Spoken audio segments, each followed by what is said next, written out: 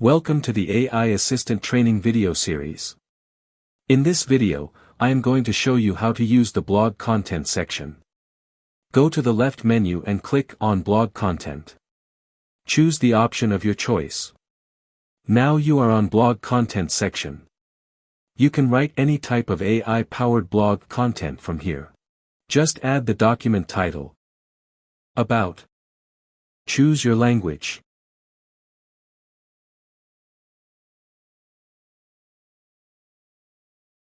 Your creativity level. Phrase repetition level.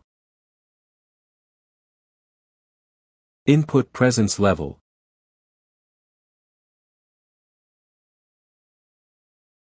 And variation.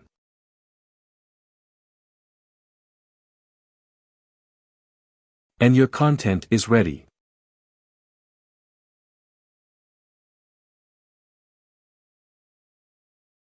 You can either copy it or download it.